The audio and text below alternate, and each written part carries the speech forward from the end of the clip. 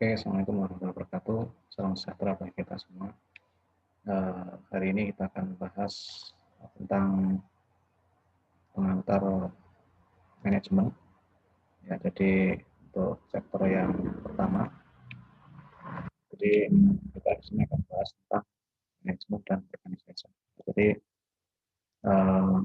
untuk pertemuan ini kita akan bahas tentang apa yang membuat seseorang menjadi seorang manajer, lalu juga apa yang manajer lakukan dan apa itu manajer dan juga apa karakteristik dari sebuah organisasi, lalu juga apa tantangan untuk manage atau mengelola organisasi tersebut, dan juga membahas tentang manajemen itu yang berbeda, apa yang membuat manajemen itu berbeda. Oke, kalau kita membahas tentang manajer, ya, jadi seorang manajer itu adalah seseorang yang mengkoordinasikan kegiatan dan juga tindakan-tindakan yang dilakukan organisasi untuk menggapai tujuan dari organisasi. Jadi di sana mereka memiliki kemampuan untuk menggabungkan, ya, jadi atau mengelola, jadi antara internal faktor dan juga eksternal environment, jadi lingkungan eksternal. Jadi dia memiliki kemampuan untuk beraksi atau melakukan tindakan secara bersama-sama, baik secara internal perusahaan itu maupun dari eksternal, lingkungan eksternal. Jadi termasuk di sini adalah lingkungan secara global. Nah,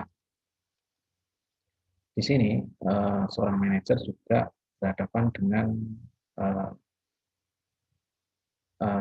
etika, ya, jadi etika yang komplikatif, ya, jadi yang kompleks dan juga menghadapi juga tentang tanggung jawab sosial, ya, jadi melalui perencanaan, organisasi, pemimpin, dan melakukan pengontrolan terhadap segala aktivitas yang dilakukan oleh perusahaan. Jadi itu definisi dari seorang manajer. Nah, di sini ketika kita membahas tentang seorang manajer, mungkin memunculkan sebuah pertanyaan, apa sih syarat-syarat dari seorang manajer atau rules atau aturan-aturan menjadi seorang manajer, lalu juga apa yang dihadapi seorang manajer itu dalam organisasi baik secara internal maupun eksternal, dan juga bagaimana lingkungan global itu mempengaruhi kemampuan seorang manajer itu, dan juga apa yang bisa dilakukan manajer itu yang bisa dikatakan secara etis, moral, tanggung jawab sosial dalam seorang manajer.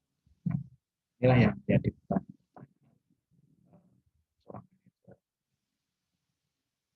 Nah, siapa seorang manajer itu? Ya, jadi seorang manajer adalah seorang yang bekerja sama atau seseorang yang mampu untuk melakukan kerjasama terhadap orang-orang atau terhadap orang lain, mengkoordinasikan aktivitas kegiatan mereka di dalam menggapai tujuan dalam organisasi. Ya, jadi seorang manajer itu adalah dia itu mengkoordinasikan seluruh aktivitas bersama timnya untuk menggapai tujuan organisasi. Contohnya misalkan kalau kita membahas tentang manajer pemasaran, misalnya dia bekerja dengan timnya bagaimana agar pemasaran di dalam perusahaan itu bisa meningkat, atau manajer SDM misalkan, jadi manajer dari personalia, dia harus melakukan koordinasi dan juga melakukan aktivitas bagaimana agar karyawan-karyawannya itu bisa meningkat, jadi kinerja dari karyawan itu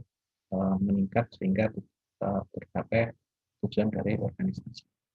Atau manajer keuangan, yaitu yang mengelola tentang keuangan, bagaimana keuangan itu bisa berjalan. Ini seperti itu. Jadi intinya adalah dia seorang manajer itu adalah melakukan koordinasi tentang kegiatan-kegiatan yang harus dilakukan untuk menggapai tujuan dari organisasi.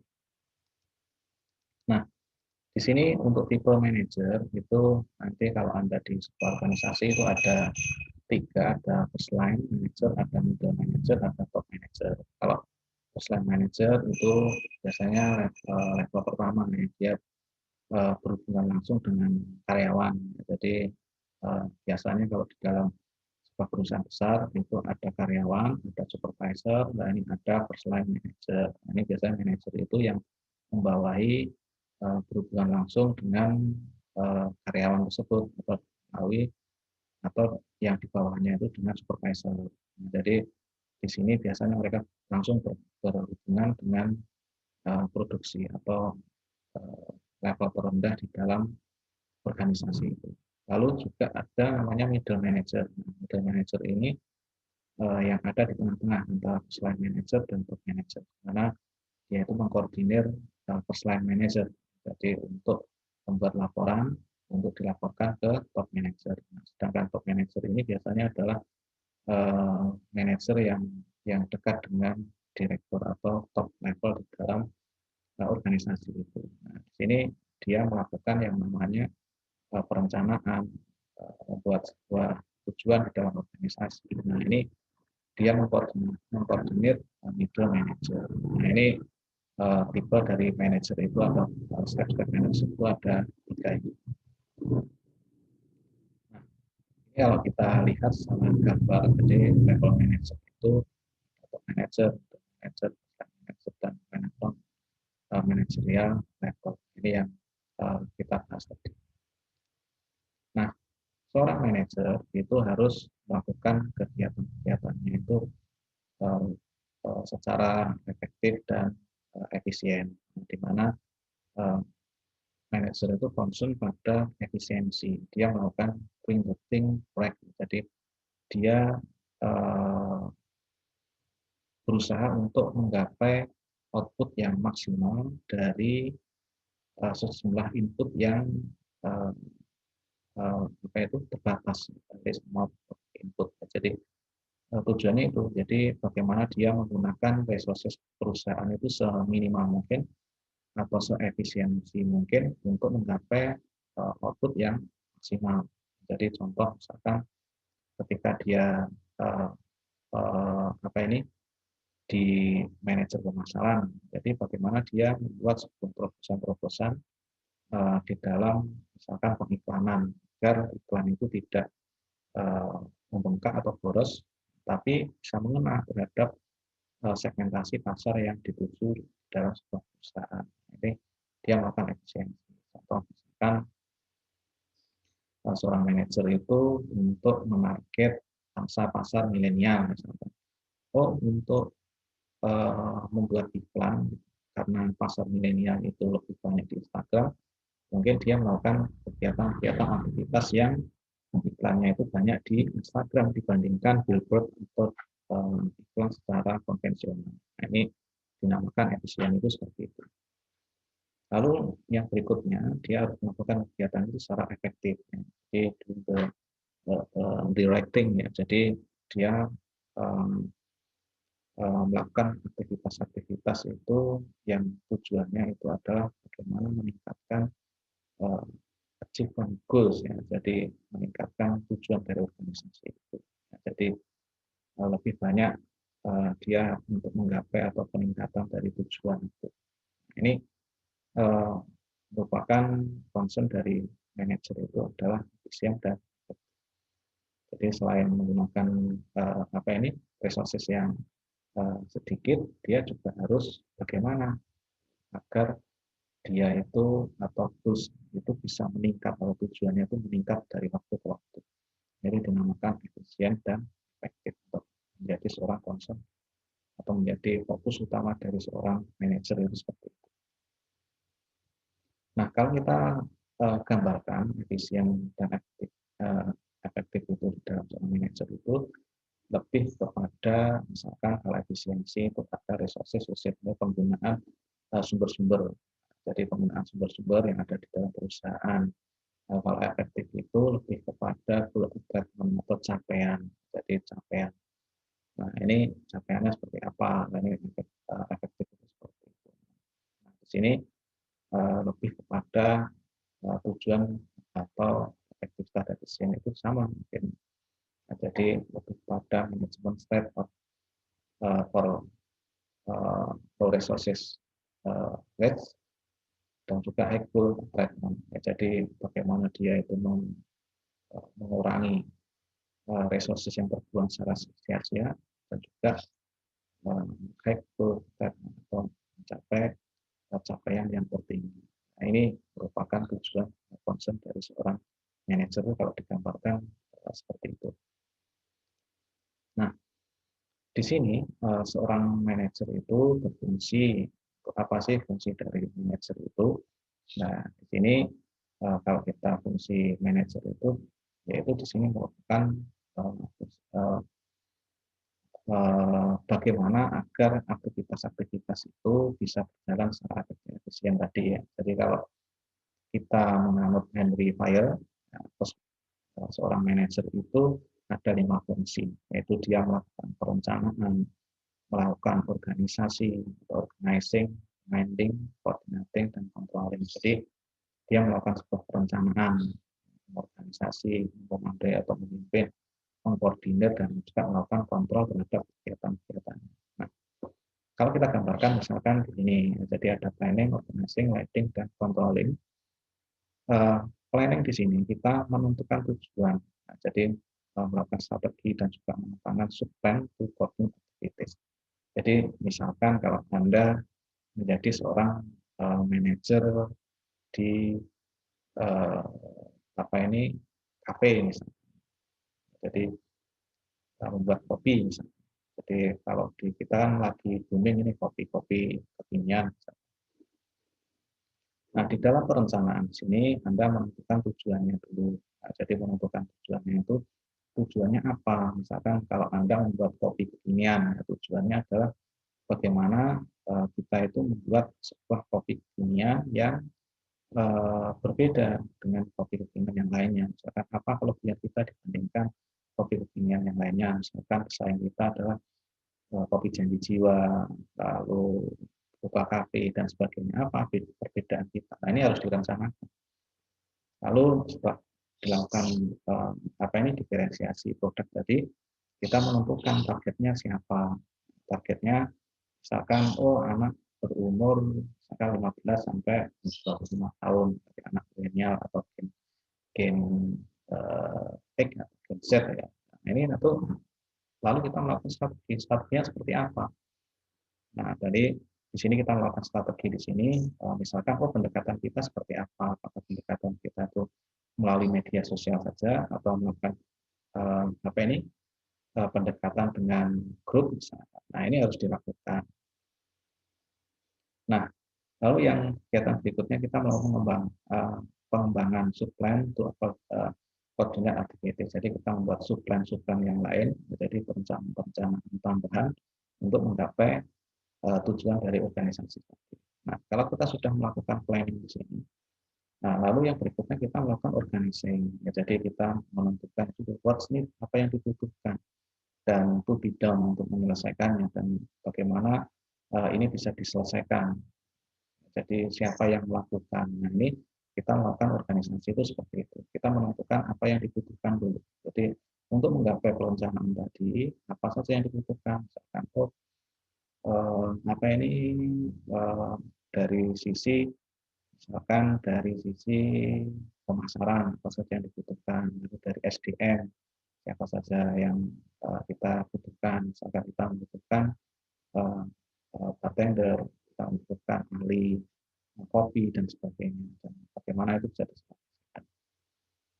Itu dinamakan organisasi. Nah, lalu juga leading. Ya, di leading di sini secara langsung kita memotivasi. Jadi tentang ketika kita sudah memimpin, kita melakukan yang namanya directing ya, jadi mengelolanya, jadi memimpinnya, juga memotivasi karyawan, dan juga kita harus bisa menyelesaikan permasalahan atau konflik-konflik yang terjadi. Nah, setelah yang berikutnya, itu controlling, kita monitor seluruh aktivitas yang dilakukan, apakah sesuai dengan perencanaan kita. Nah, ini tugas controlling itu seperti itu, sehingga kita nantinya endingnya akan mencapai tujuan dari organisasi dan juga mengembangkan organisasi. Nah, ini merupakan tujuan dari apa itu manajer atau fungsi manajer tadi. Nah, di sini rules manager itu menurut Henry Mintzberg, ya, jadi dia harus memiliki interpersonal rules, ada information rules, ada decision rules, jadi ada aturan-aturan yang secara interpersonal dia merupakan seorang figur yang bisa memimpin dan juga dia bisa menyebarluaskan figur kepemimpinan itu.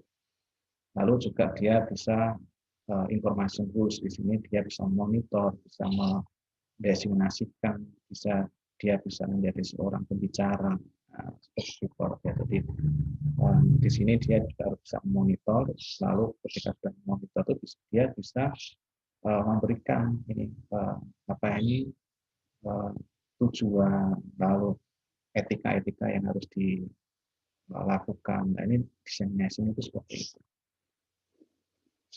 Lalu yang berikutnya, dia juga harus memiliki decision rules. Jadi decision rules itu dia juga harus bisa menjadi seorang entrepreneur, lalu juga bisa menghandle ketika terjadi guncangan-guncangan di perusahaan itu atau terjadi permasalahan-permasalahan handle. Lalu juga dia juga bisa mengalokasikan sumber-sumber yang ada, lalu juga dia menjadi seorang negosiator. Nah, ini merupakan rules dari seorang manajer, itu ada 3 di sini. Jadi kalau kita menjadi seorang manajer, maka rules manajer itu ada 3 ini yang harus Anda camkan ketika Anda menjadi seorang manajer nanti.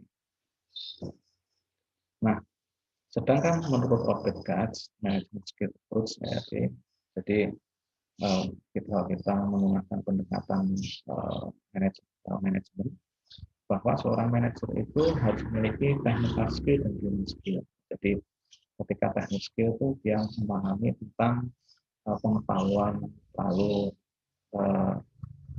tentang profesiasi dan spesifik tentang apa yang digeluti, apa yang menjadi tantangan di lapangan. Dia harus mengetahui itu, mengetahui tentang seluruh yang ada di lapangan. Dia harus mampu mengambil keputusan yang tepat. Lalu ada human skill, di sini memiliki kemampuan untuk bekerja bersama orang lain. Nah, jadi seorang manajer itu nggak bisa dia bekerja sendiri. Kalau dia bekerja sendiri, maka dia gagal menjadi seorang manajer. Lalu yang ketiga, yaitu dia harus memiliki yang namanya conceptual skill. Ya, jadi dia memiliki kemampuan untuk berpikir, bahkan konseptual secara abstrak dan juga kompleks dalam situasi kompleks di dalam organisasi. Jadi dia harus memiliki konsep, jadi dia harus memiliki sebuah konsep tentang bagaimana sih untuk bisa mengembangkan perusahaan ini. Lalu bagaimana sih menyelesaikan permasalahan-permasalahan yang ada di lapangan. Jadi misalkan ketika di lapangan itu terjadi permasalahan, contoh saja misalkan ternyata ada kompetitor yang melakukan misalkan kegiatan konsep yang sama. Lalu apa yang harus kita lakukan agar kita tetap memiliki keunggulan dibandingkan kompetitor kita. Nah, ini dia harus memiliki ini. Jadi kemampuan untuk membuat sebuah konsep itu. Nah, skill yang dibutuhkan dari manajer tadi, jadi kalau kita ingat di awal tadi, manajer itu kan ada top manager, ada middle manager, ada lower manager. Jadi kalau top manager itu lebih kepada konseptual skill, jadi konsep-konsep bagaimana perusahaan itu bisa dijalankan. Lalu seorang middle manager itu lebih kepada human skill atau kemampuan dengan seseorang atau human skill, yaitu kemampuan negosiasi atau kemampuan berkomunikasi dengan orang lain, itu lebih kepada manajemen middle manager. Nah, sedangkan low manager itu lebih kepada technical skill, Nah, di sini kita ada warna merah. Jadi warna merah di sini penting. Ya, jadi ketika ini warnanya lebih putih, nah ini kalau kita lihat ini warnanya putih, maka apa? Top manager itu lebih penting memahami tentang konsep. Jadi bukan terus dia tidak memahami tentang skill, tapi dia lebih kepada konsep. Karena kalau dia tidak memahami tentang technical skill, ya kemungkinan ya dia bisa diakali oleh anak buahnya. Nah, tapi yang lebih penting lagi adalah human skill. Bagaimana dia membangun hubungan dengan orang lain. Nah, ini lebih penting. Jadi ketika apa ini level manager itu harus bisa memahami atau penting itu memahami human skill. Nah, berikutnya work is organization. Nah, jadi di sini organisasi itu ya kalau kita tentang masalah organisasi itu adalah kumpulan dari orang-orang yang melakukan kegiatan yang sama untuk mencapai tujuan yang bersama. Ini biasanya kita membangun organisasi secara umum itu seperti itu kumpulan dari orang beberapa orang itu lebih untuk mencapai tujuan. Nah, karakteristiknya bagaimana? Ya, jadi karakteristik dari organisasi itu ya itu orang-orang itu memiliki tujuan yang pasti berbeda. Lalu juga terdiri dari apa itu orang-orang yang berbeda-beda pula. Lalu dia juga melibatkan struktur. Nah, dalam organisasi itu maka apa? Nah, di sini karakteristik dari organisasi itu. Jadi gabungan dari seseorang yang ada strukturnya, yang memiliki tujuan yang berbeda-beda, tapi di sini bisa ditujukan menjadi satu tujuan. Ini irisan-irisan ini merupakan karakteristik dari organisasi. Dan seorang manajer itu harus bisa menggabungkan ini, jadi menggabungkan irisan-irisan ini di dalamnya ini. Nah, ada karakteristik perbedaan karakteristik organisasi secara tradisional maupun organisasi saat ini. Kalau di organisasi terdahulu, ya, jadi secara tradisional menganut tradisional yang itu stabil, fleksibel, itu jadi tidak fleksibel, job fokus, lalu ada kinerja pekerjaan. Nah, ini ya contohnya seperti itu. Jadi kalau Anda lihat organisasi-organisasi apa ini yang menggunakan sistem tradisional biasanya lebih seperti itu, ya stabil, tidak fleksibel, lalu apa itu lebih kepada orientasi rules orientasi, aturan-aturan itu lebih ditaati. Nah, sedangkan new organisasi sekarang ini untuk menghadapi masa depan itu lebih dinamis, lebih fleksibel, lebih kepada skill fokus, kemampuan, lebih pada fokus kepada kemampuan, orientasi tim, lalu pekerjaan yang temporary, jadi tidak apa ini tetap, lalu ada customer oriented dari orientasi konsumen, juga lebih pada bekerja dimanapun dan dimanapun. Jadi bedanya seperti itu. Jadi misalkan seperti sekarang ini Anda bekerja bisa di mana-mana. Nah, di sini ada beberapa tipe dari organisasi atau di organisasi itu manajer dan karyawan bekerja secara bersama-sama dalam sebuah organisasi. Nah, jadi atau manajer dan karyawan itu bekerja di beberapa organisasi. Nah, biasanya kalau kita ngomong tentang manajer dan karyawan bekerja di dalam sebuah organisasi secara bersama-sama itu ada organisasi besar, ada apa itu small business represent, jadi ada perusahaan-perusahaan kecil. Kalau manajer dan bekerja itu bekerja pada beberapa jenis organisasi, nah itu biasanya lebih pada public organisasi, ada beberapa organisasi, ada public sektor, from corporation.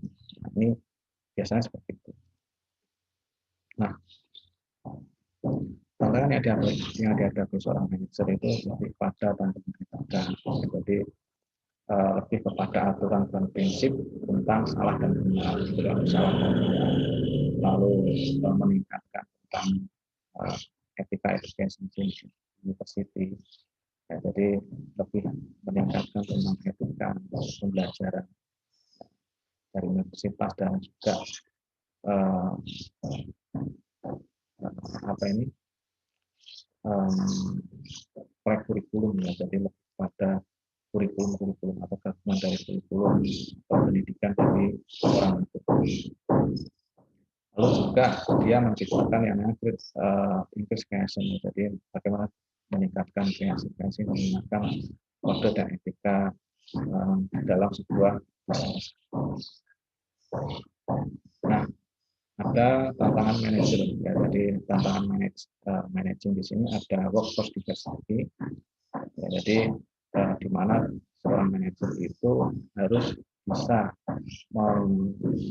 menggabungkan atau meneliti atau menggabungkan atau bekerja dengan organisasi atau banyak orang itu, walaupun misalkan berbeda dari gender, dari kemampuan, dari seksual, atau dari orientasi, umur, demografi, dan sebagainya.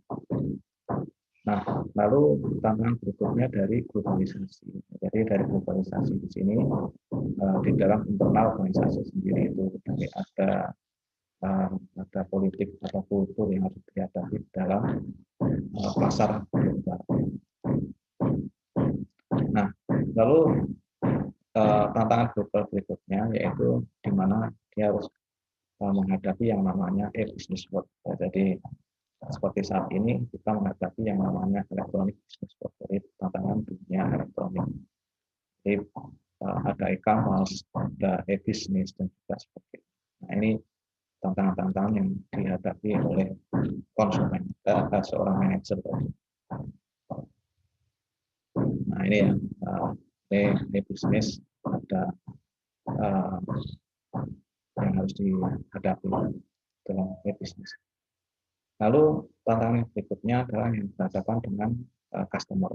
Jadi di mana customer itu lebih memiliki banyak kesempatan daripada sebelumnya. Jadi untuk saat ini konsumen itu memiliki yang namanya pilihan-pilihan. Jadi lebih banyak dibandingkan sebelumnya. Lalu juga ada namanya menginginkan konsumen sekarang lebih menginginkan tentang layanan yang high quality service, jadi kualitas yang lebih tinggi, sehingga manajer harus membuat yang namanya customer responsive organization. Jadi dia harus membuat yang namanya respon yang cepat terhadap konsumen itu dari perusahaan. Lalu yang berikutnya adalah inovasi. Jadi manajer itu adalah inovasi, di mana dia harus melakukan inovasi atau proposal untuk mencapai apa yang menjadi tujuan dari organisasi itu. Karena di sini ada istilah nothing is more risky than not innovation. Jadi tidak ada yang namanya risiko atau peningkatan ketika tidak ada inovasi. Nah, lalu yang berikutnya tentang pengetahuan. Jadi bahwa sekarang ini kan banyak sekali informasi yang ada di lingkungan eksternal, dan seorang manajer harus terus belajar bagaimana perkembangan di pasar, bagaimana perkembangan di kompetitor. Nah, ini seorang manajer harus cepat belajar tentang perkembangan.